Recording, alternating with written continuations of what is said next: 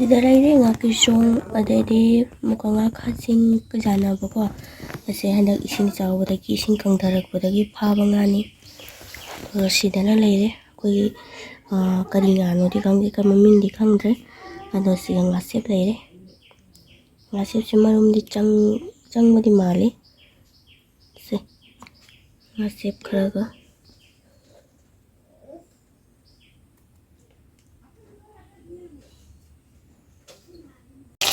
nga bada tawba hore